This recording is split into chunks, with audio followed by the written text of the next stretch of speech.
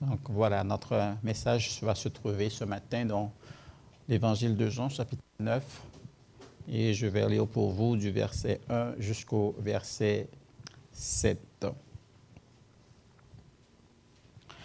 Voici ce que nous dit la parole de Dieu.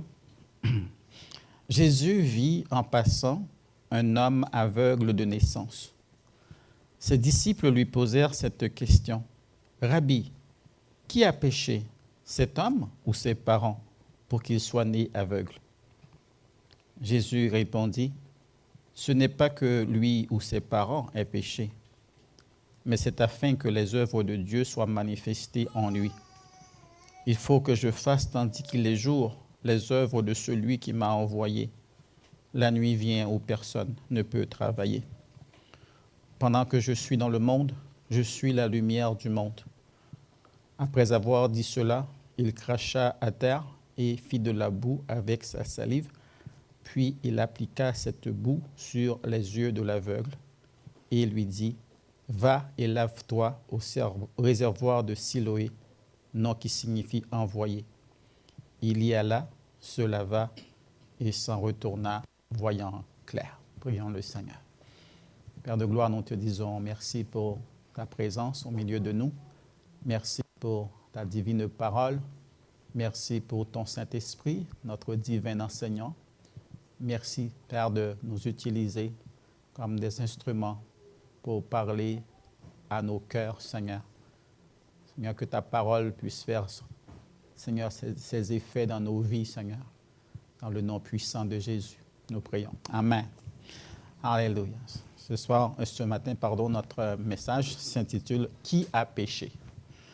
Et nous tirons cela de ce passage que nous venons de lire. C'est une question que les disciples ont posée à Jésus lorsqu'ils étaient face à cet homme qui était né aveugle. Et quand on comprend ce que Jésus a fait pour guérir cet aveugle-là, parce que vous savez que Jésus, tous les moyens lui appartiennent en tant que Dieu. Mais il y a des façons qu'il va agir qui sont un symbole, qui veut dire quelque chose. On voit, par exemple, ce soir, quand c'était Bartimée, c'était différent. Donc, d'autres aveugles sont venus. Des fois, il les touche. Des fois, il ne fait que parler. Et l'aveugle voit. Mais cette fois-ci, on voit que Jésus a appliqué de la boue. Donc, il a fait de la boue avec sa salive et il l'a appliqué sur les yeux. Donc, cela nous permet de comprendre que cet homme-là, non seulement qu'il était né aveugle, mais c'est comme il n'avait pas Dieu du tout. Okay? Donc, il n'y avait pas Dieu. C'est comme quand on dit qu'il y a une malformation qui est faite, quelque chose qui n'est pas formé, il n'y a pas Dieu. Et c'est de la même façon que lorsque Dieu créa l'homme, qu'est-ce qu'il a fait? Il a fait de la boue. C'est de la poussière que Dieu a créé l'homme. Donc, c'est comme Jésus-Christ a créé les yeux de cet homme. De la même façon que l'homme a été créé avec de la poussière. Donc, c'est ça que Jésus vient faire ici. Il appliqua de la boue et c'est comme il a formé les yeux de l'homme qui n'était pas formé. Mais ce que je veux vraiment vous dire ce matin, c'est nous allons mettre un petit peu plus notre concentration sur la question des disciples à Jésus. Vu ce temps qui était né aveugle et cette question leur est venue à l'esprit pour demander à Jésus, mais pourquoi cet homme est-il né aveugle? Qui a péché? Qui a péché pour que cet homme soit né aveugle? Et aujourd'hui, je vais à la situation de notre peuple, du peuple haïtien surtout aujourd'hui, en regardant ce qui se passe dans la vie du peuple haïtien. C'est un peuple qui ne connaît pas de répit du tout dans les situations difficiles qu'on traverse. Tantôt des ouragans qui font ravage, des inondations, tantôt des assassinats politiques, l'assassinat même du président du pays. Tantôt des tremblements de terre. On a vu ce qui s'est passé en 2010 avec plus de 200 ou 300 000 morts, dépendant des nombres qu'on ne saura jamais vraiment avec précision. Que ce soit la pauvreté, que ce soit l'insécurité, que ce soit l'injustice. Et on a vu ce qui s'est passé également hier, à peu près 10-11 ans après 2010. Le pays souffre encore avec un grand tremblement de terre qui fait beaucoup de ravages. Et laissez-moi vous dire que c'est difficile à regarder les images de ce qui se passe chez nous. C'est vraiment dur et très triste de voir ces corps qui sont sortis des décombres et surtout ces petits corps d'enfants qui sont allongés les uns après les autres après être sortis des décombres. C'est difficile à regarder. Et souvent, on regarde en Haïti, il y a une expression qui dit, des fois, on dit, on atteint le fond du baril. Ça veut dire que c'est comme si on pense qu'on arrive à un certain point où on ne peut pas aller plus loin parce qu'on ne voit pas qu'est-ce qui peut nous arriver encore de pire. Souvent, c'est ça, on dit, peut-être qu'on a atteint le fond du baril. Mais en Haïti, on dirait que chaque jour ou chaque situation qui arrive, c'est comme si on voit que le baril est encore plus profond qu'on le pensait. Ou du moins, on peut croire que c'est un baril tout simplement qui n'a pas de fond. C'est un baril sans fond. Il n'y a pas de fin, il n'y a plus rien qui nous étonne. Et on regarde les choses comme ça, on se demande qu'est-ce qu'on fait. Et vous savez, face à ces calamités qui reviennent tout le temps, quand ce n'est pas un, c'en est une autre. La question peut toujours revenir, comme c'est dans le cas des disciples. Qui a péché pour que cela nous arrive comme ça, pour nous jeter dans cette situation-là? Et souvent, nous entendons des gens qui se posent des questions, qu'ils soient haïtiens ou non. Il y en a qui se posent des questions. Qu'est-ce que nous avons fait au bon Dieu pour vivre ces choses? Il y en a d'autres qui disent, écoute, ce peuple-là, c'est un peuple maudit. Ils doivent avoir fait quelque chose pour mériter ça. Ce n'est pas normal. Il y en a qui disent qu'il fallait comme tout simplement brûler tout le monde, écraser tout le monde, puis recommencer le pays à zéro. Donc, il y a plein de commentaires, toutes sortes de choses. C'est juste pour dire que des gens qui tout simplement lancent la serviette pour dire, il n'y a plus rien à faire avec ce peuple-là. Un peuple qui est maudit, un peuple qui n'a aucun moyen de s'en sortir. Et souvent, c'est comme ça. Ça me ramène aussi à l'esprit lorsque l'apôtre Paul lui-même a vécu des moments difficiles, voyageait en tant que prisonnier et tout ça. Il voyageait jusqu'à Rome, puis il y a eu un naufrage. On pensait que tout le monde allait périr dans le bateau, mais le Seigneur était là pour protéger Paul et même que l'ange de Dieu est venu vers Paul pour le rassurer, pour lui dire ne t'en fais pas, il n'y a personne qui va mourir. Vous allez perdre vos provisions, vous allez perdre le bateau, mais il n'y a personne qui va mourir. Et à un moment donné, ils ont échoué sur une île, qui était l'île de Malte. Et puis, la Bible nous dit, on peut lire ça dans Actes chapitre 28, la Bible nous dit que quand Paul et ses compagnons ont échoué sur l'île de Malte, et les habitants de cette île-là les ont accueillis, ils ont fait un grand feu pour leur permettre de se réchauffer.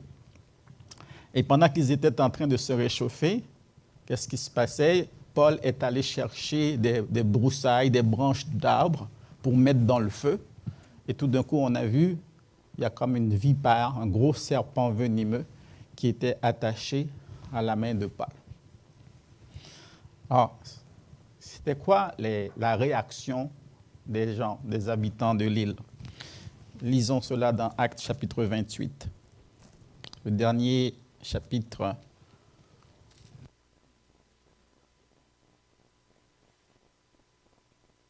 à partir du verset 1, il nous dit « Une fois hors du danger », donc ça veut dire après le naufrage du bateau, nous reconnûmes que l'île s'appelait Malte. Donc, ils ont échoué sur l'île de Malte.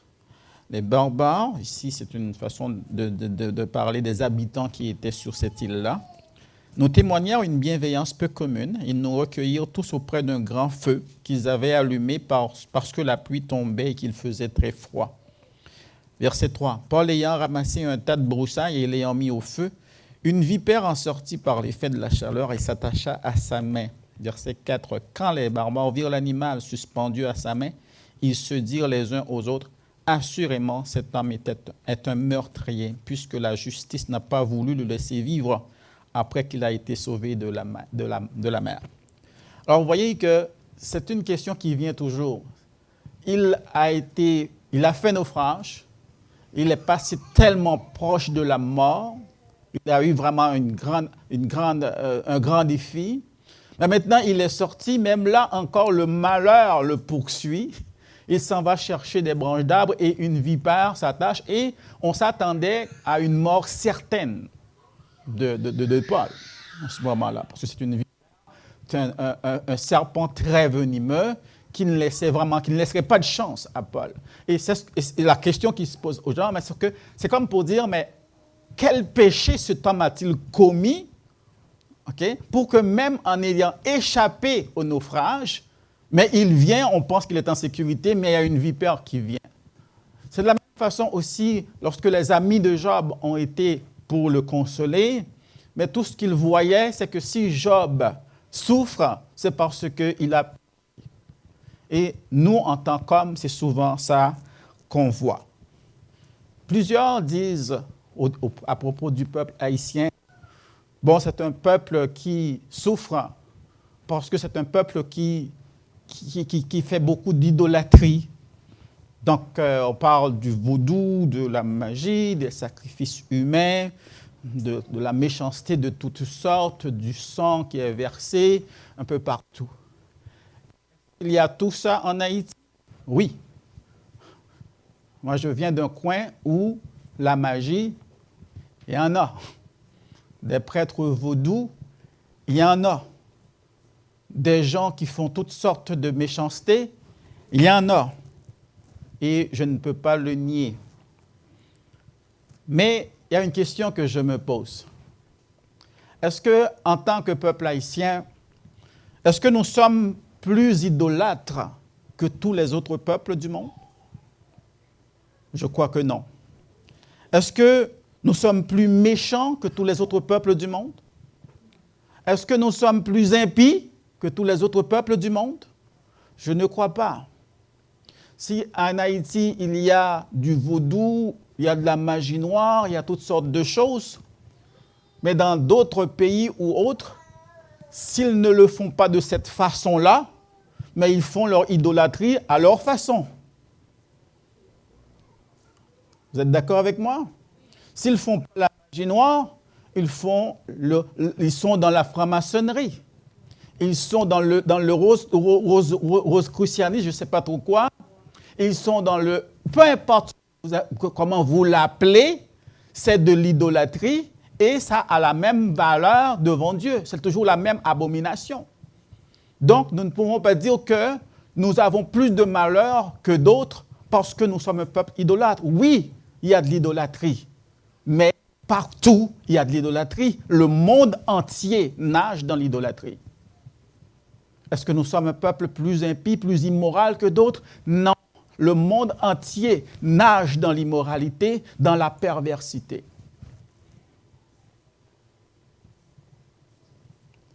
Alors, ce qui m'importe ce matin et que je veux partager avec vous, je crois que l'exemple de Jésus, la réponse ou la réaction de Jésus doit nous servir d'exemple. Les disciples ont vu cet homme. Leur question ne démontre aucune compassion envers cet homme. Ils ont vu cet homme et tout ce qui les intéressait, c'est d'avoir un débat, peut-être même théologique, pour savoir qui a péché. À qui la faute? Qui est le coupable? Qu'est-ce que ça pourrait apporter à la vie de cet homme? Rien. À savoir qui a péché. Est-ce que c'est ses parents? Est-ce que cet enfant-là a pu pécher alors qu'il était dans le sein de sa mère? C'était vraiment juste lancer un débat théologique. Parce que parmi les Juifs, il y a plusieurs écoles de pensée qui disent que quelqu'un peut pécher même s'il est dans le sein de sa mère, ou les enfants payent pour les péchés des parents. Donc tout le monde a sa propre pensée par rapport à ces choses-là. Et c'est de ça qu'il voulait s'engager. Mais Jésus a détourné la question pour les amener sur un point. Et c'est ça qui est important pour nous ce matin. Verset 3, toujours dans Jean chapitre 9, Jésus répondit, « Ce que vous voyez, non, ce n'est pas que lui ou ses parents ont péché. » Alors moi, je vous dis, comme l'exemple de Jésus, ce n'est pas que Haïti est plus idolâtre qu'un autre. Ce que vous voyez, ce n'est pas que Haïti est plus immoral qu'un autre pays. Ce que vous voyez, ce n'est pas que Haïti est plus impie que d'autres. C'est ce que Jésus a dit. Et ce n'est pas cela que nous cherchons ce matin. Ce que nous cherchons, c'est de voir comment même à travers ce chaos, à travers cette situation, nous puissions voir manifester la gloire de Dieu au milieu de ce peuple. Jésus a dit, ce n'est pas que lui ou ses parents aient péché, mais c'est pour qu'il soit né aveugle. Okay? Mais c'est afin que les œuvres de Dieu soient manifestées en lui. Et après, on va voir que Jésus va passer à l'action. Les actions qu'il va poser nous expliquent ce qu'il veut dire à partir du verset 3, quand il dit que c'est afin que les œuvres de Dieu soient manifestées en lui. Pendant que lui, il est là, lorsqu'il voit une situation, une personne dans le besoin, un peuple dans le besoin, ce qui l'intéresse, ce n'est pas de savoir qu'est-ce qui s'est passé, mais c'est de répondre aux besoins de ce peuple. C'est de répondre aux besoins à cette personne qui en a besoin. Et c'est ce qu'il va faire. C'est manifester les œuvres de Dieu. C'est ainsi quand on se trouve devant de telles difficultés, que l'on soit haïtien ou non. Nous sommes haïtiens. Lorsqu'on voit ces gens qui courent à gauche et à droite, qui ne savent pas où donner de la tête, qui voient des maisons s'effondrer, s'écrouler sur eux, sur leurs enfants, sur leurs proches, qui courent ça et là, ne sachant où aller, ne sachant que faire. En tant qu'Haïtien, ça aurait pu être moi et puis vous aussi. Mais si nous avons été épargnés de ces choses, nous devons faire preuve aussi de compassion. Cela doit attendrir nos cœurs, non seulement pour prier, mais aussi pour passer à l'action, pour faire ce que nous pouvons faire, pour pouvoir aider ceux-là qui sont dans le besoin. Si nous ne sommes pas là, nous ne sommes pas dans la même situation qu'eux, nous ne sommes pas meilleurs qu'eux. C'est une grâce que nous sommes épargnés de ça. Ce n'est pas parce que nous sommes des meilleures personnes.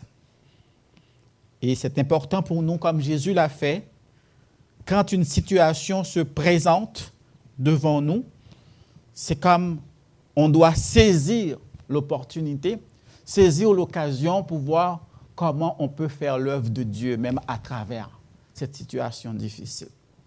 Comment on peut être utilisé par le Seigneur pour sa gloire en ce moment-là. Comment manifester les œuvres de Dieu? Comment manifester les œuvres de Dieu? Jésus nous donne un exemple. Premièrement, il a fait preuve de compassion. La Bible nous dit qu'il nous faut nous revêtir des entrailles de miséricorde, des entrailles de compassion.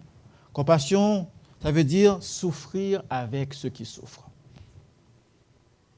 Faire preuve de compassion et de souffrir avec eux, de ressentir leur souffrance, de voir leur état et de vivre ça avec eux. Et comment on peut les soutenir en ayant un cœur de compassion? On souffre avec eux dans la prière. Parce que nous, même si on ne peut rien faire, mais lorsque nous élevons la voix pour dire « Seigneur, aie pitié de ce peuple », quand un malheureux crie, l'Éternel entend. Et l'Éternel va les délivrer de leur détresse. Nous ne pouvons rien faire, mais nous servons un Dieu qui peut tout faire. Premièrement, montrer notre compassion dans la prière. Rester sur nos genoux et demander grâce pour ce peuple. Demander que le Seigneur ait compassion pour ce peuple. Pleurer avec ce peuple. Et ne pas regarder pour dire, une chance que je ne suis pas là. Oui, vous n'êtes pas là. Dieu vous a épargné.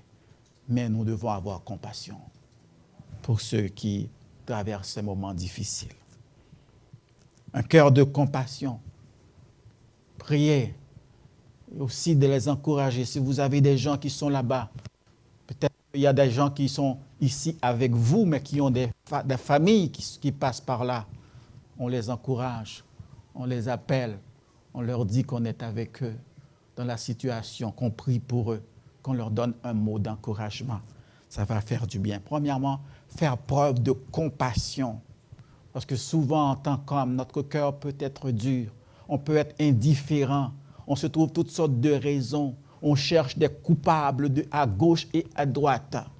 Celui-ci n'était pas bien, celui-là il n'était pas bon, celui-là il a fait trop de magie. Nous avons tous été pécheurs, mais le Seigneur nous a fait grâce.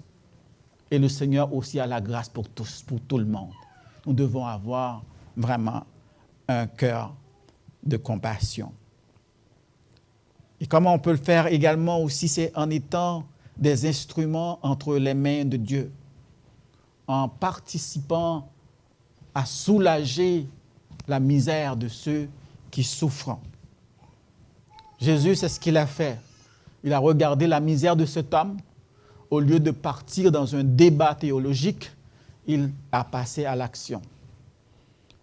Il a appelé cet homme, il a vu sa misère, il a eu compassion de lui et il a fait de la boue avec sa salive, il a appliqué sur ses yeux et il lui a dit « Va te laver dans la piscine de Siloé ». Il a participé à une solution pour cet homme dans le besoin. Et il dit, en faisant cela, ce qui a été un grand défi pour cet homme, au lieu de faire sujet d'un débat, mais a fait sujet qui glorifie Dieu parce qu'il y a quelqu'un qui a eu compassion, qui a touché ses yeux. Et cet homme-là maintenant pouvait voir et il pouvait glorifier le nom de l'Éternel. Et c'est pourquoi à chaque fois que nous en avons l'opportunité, nous devons travailler en sorte que la gloire de Dieu se manifeste. La gloire de Dieu vraiment puisse se voir à travers l'œuvre de Dieu lorsque nous laissons notre Dieu nous utiliser comme des instruments. Comment on peut le faire? Peut-être que vous n'allez pas voir un aveugle en Haïti, au Caille, à Jérémie, où beaucoup de personnes sont décédées. Vous n'allez peut-être pas faire comme Jésus a fait pour la veuve de Naïn, lorsqu'il a vu une femme qui avait seulement un seul enfant, qui était un pourvoyeur. Elle n'avait pas de mari pour prendre soin d'elle. C'était seul son enfant qui prenait soin d'elle. Et on voyait que cet enfant-là était décédé et cette femme était complètement désemparée, n'avait plus aucun espoir et on amenait ce corps au cimetière. Et lorsque Jésus est arrivé dans ce carrefour-là et il a vu la souffrance de cette femme, l'angoisse, le désarroi de cette femme, Jésus a eu compassion. Il a demandé qu'on dépose ce cercueil. et il a ressuscité ce fils. Parce que Jésus a vu la douleur profonde et il a manifesté l'œuvre de Dieu. Peut-être que nous ne pouvons pas faire cela aujourd'hui, peut-être que ce n'est pas cela qui nous est demandé, mais nous pouvons faire quelque chose. Si vous êtes en mesure aujourd'hui de pouvoir aider quelqu'un, de pouvoir envoyer, de donner à des organismes qui aident ces gens-là, en plus de vos prières, vous mettez la main dans la poche, vous faites quelque chose. Et lorsque ce que vous donnez, ce que vous mettez ensemble avec d'autres va pouvoir apporter une solution, ne serait-ce qu'à quelques petits-enfants qui sont orphelins par rapport à tout cela, les œuvres de Dieu vont être manifestées aussi. Être des instruments, ne pas fermer son cœur devant les besoins des autres. C'est ça qui est important et c'est ainsi que nous allons pouvoir faire en sorte que la situation difficile qu'on voit sert aussi à la gloire de Dieu. Saisir l'opportunité pour manifester la gloire de Dieu dans tout cela. Qui a péché? Ce n'est pas ça l'important, mais qu'est-ce qu'on fait face au problème? C'est ça qui est important et c'est ce que Jésus nous enseigne. Vous savez, le prophète Jérémie, il a vu beaucoup de calamités, beaucoup de temps difficiles au milieu du peuple d'Israël. Et lui-même aussi, en tant que prophète, il a vécu beaucoup de choses difficiles. Mais ce que j'aime dans la conclusion du prophète Jérémie, devant toutes les choses qu'il ne comprenait peut-être pas, devant toutes les choses, il ne savait pas quoi faire, quoi penser. Il nous laisse ce verset que nous avons chanté ce matin au début et que nous chanterons aussi après dans Lamentation chapitre 3, verset 21 et le verset 22. Voyons voir qu'est-ce que Jérémie nous dit. Lamentation 3, verset 21, il dit, je pense même à partir du verset 19 pour mieux comprendre le contexte. Jérémie 3, à partir du 19 jusqu'au 22. Il dit, quand je pense à ma détresse et à ma misère, c'est quelqu'un qui en a vu des détresses et des misères, comme le peuple d'Haïti d'ailleurs. Il dit, à l'absinthe et au poison, dire des choses amères, des choses difficiles qu'il a pu vraiment vivre. Il dit, quand il pense à ça, il dit, quand mon âme s'en souvient, elle est abattue au-dedans de moi. Il y a des choses qu'on vit qui viennent alourdir notre âme. On est abattu devant ce qui se passe dans notre pays. Il dit, voici ce que je veux repasser en mon cœur. Oui, il y a plein de choses que j'ai vues, beaucoup de choses que je pouvais considérer, beaucoup de choses qui pouvaient me jeter dans la dépression, beaucoup de choses qui pouvaient complètement me décourager dans la vie. Mais il dit, au-delà de ces choses, il y a seulement une chose que je veux retenir. La seule chose que je veux repasser vraiment dans mon cœur, c'est ceci. Il dit, ce qui me donnera de l'espérance. Avoir de l'amertume ne te donne aucune espérance. Se laisser aller au découragement ne donne aucune espérance. Mais il dit, voilà une attitude à avoir si vous voulez avoir de l'espérance. C'est que les bontés de l'Éternel ne sont pas épuisées et ses compassions ne sont pas à leur terme, mais elles se renouvellent chaque matin. Bien-aimés dans le Seigneur, c'est moi vous dire que nous devons prendre ces versets pour nous ce matin. Au-delà de ce qui se passe, au-delà des difficultés, sachons que les bontés de l'Éternel ne sont pas épuisées. Sachons que les compassions de l'Éternel ne sont pas à leur terme. Mais elles se renouvellent et elles se renouvelleront encore à chaque matin. Vous savez, il y a des choses qui arrivent, on ne peut pas comprendre, on peut demander où est Dieu et tout ça. Mais la Bible nous dit que même lors du déluge, l'Éternel était sur son saint trône. L'Éternel est sur son trône encore aujourd'hui et il fait ce qu'il veut. Et au-delà de ces situations, il est digne de recevoir nos louanges et notre adoration. Je vais donner encore un autre exemple où le Seigneur peut utiliser des choses que nous ne comprenons pas pour manifester ses œuvres et sa gloire. Vous connaissez tous l'histoire avec le peuple juif, et même l'histoire récente, même je dirais. Vous connaissez l'histoire de l'Holocauste du peuple juif, où plus de 6 millions de Juifs ont été tués, assassinés par le dictateur Hitler. Parce qu'il, pour lui, dans sa tête, il voulait faire comme Haman voulait faire dans le temps d'Esther, exterminer le peuple. Alors, quand on regarde tout cela, on dit que c'est le peuple choisi de Dieu. Pourquoi tout cela? C'était vraiment une affliction qui n'a pas de nom. Mais savez-vous qu'à travers cette situation, à travers ces millions de morts, à travers cette grande calamité qui est tombée sur le peuple juif, savez-vous qu'est-ce que ça a donné en fin de compte? Ça a fait en sorte que la promesse que Dieu avait faite au peuple d'Israël, de retourner dans son pays, de ravoir son pays, de retourner dans ses terres, c'est ça qui a accéléré le processus. Parce que le peuple juif était errant, n'avait pas de pays, comme Israël n'existait plus dans ce temps-là. Jusqu'après l'Holocauste, où les Nations Unies se sont réunies et on a donné un coup d'accélération et le peuple, la République d'Israël a été recréée de nouveau. Et le peuple juif a commencé à retourner dans son pays. Il n'était plus un peuple qui vagabondait à gauche et à droite, mais qui avait maintenant un pays. Vous savez que du chaos, le Seigneur peut faire de grandes choses.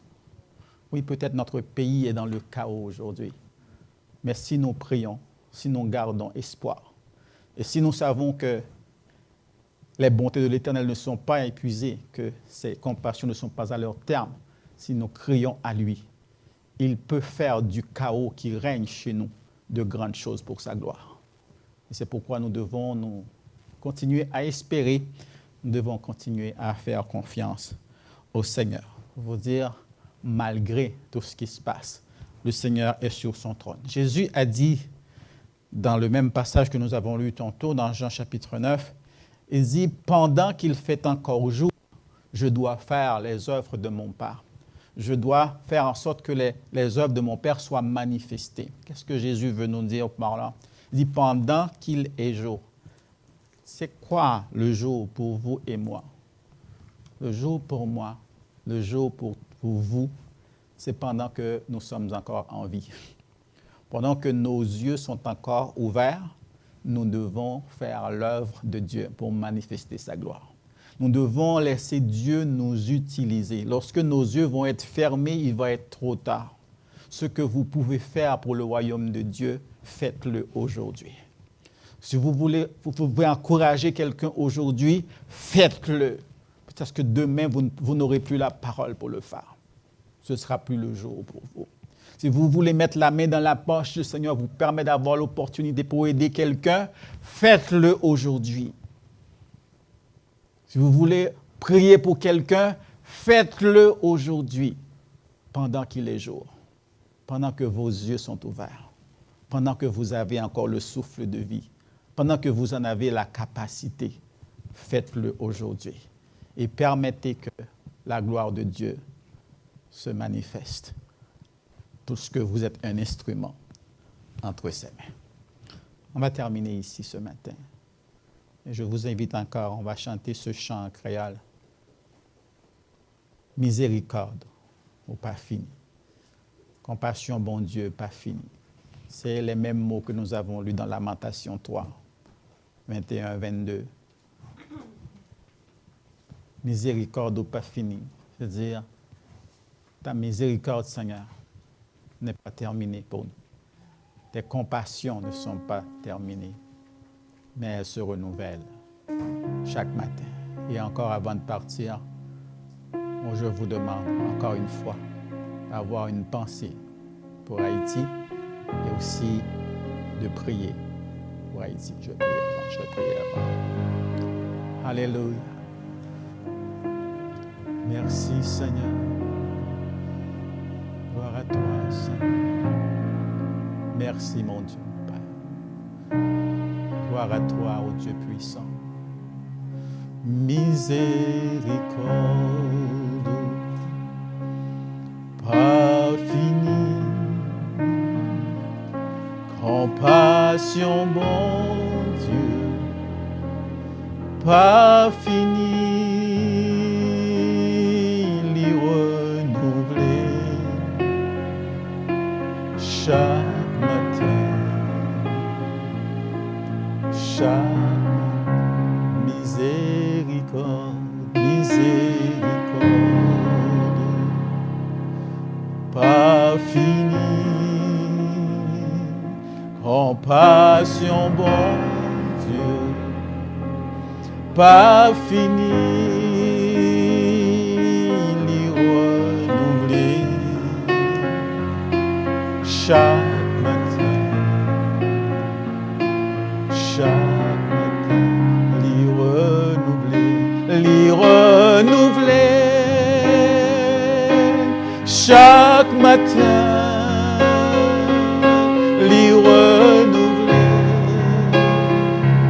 l'y renouveler chaque matin, l'y renouveler miséricorde, pas fini. Compassion, bon Dieu, pas fini. L'y renouveler chaque matin, oui, chaque. Nous mettons continuer à chanter pendant que ma prière. Miséricorde, Seigneur notre Dieu. Merci pour ta grande miséricorde pour ton peuple. Merci Seigneur pour tes bontés, tes compassions, Seigneur. Que toute la gloire te revienne. Seigneur éternel notre Dieu, nous ne sommes pas là, Seigneur, pour nous poser des questions, pour partir des débats, savoir c'est la faute à qui, c'est la faute à quoi. Mais nous voulons tout simplement, Seigneur, regarder vers toi et nous reposer, Seigneur, sur tes bontés, sur ta fidélité, sur tes compassions, Seigneur. Oh mon Dieu, mon Père, nous prions que de ce chaos qui règne au milieu de notre peuple, qu'il puisse sortir, Seigneur, de grandes choses, de grandes œuvres qui manifestent ta gloire. Oh éternel notre Dieu, merci Seigneur.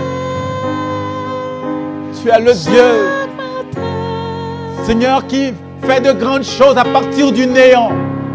Notre pays est comme le néant. Mais Seigneur, Seigneur, appelle par ta parole puissante. Seigneur, envoie le mot de délivrance. Envoie le mot de délivrance. Envoie un mot de délivrance pour notre pays ce matin. Fais-nous grâce, pitié de nous, et compassion de nous. Que toute la gloire te revienne. Donne-nous un cœur compatissant comme toi, Seigneur. Et permets-nous d'être des instruments entre tes mains. Qu'en toute situation, que tes œuvres soient manifestées, Seigneur. Au nom de Jésus. L'y renouveler chaque matin. L'y renouveler. L'y renouveler chaque matin. L'y renouveler miséricorde, pas fini. Compassion, bon Dieu, n'est pas fini, lui renouveler chaque matin, oui, chaque matin. Merci Seigneur. Merci Seigneur. Merci Seigneur. Merci Seigneur.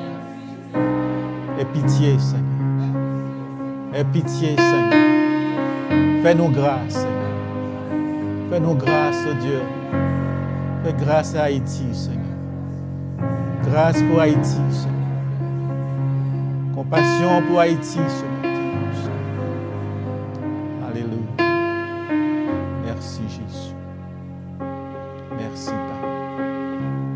Nous continuons dans cette même idée, ce même esprit à implorer le Seigneur.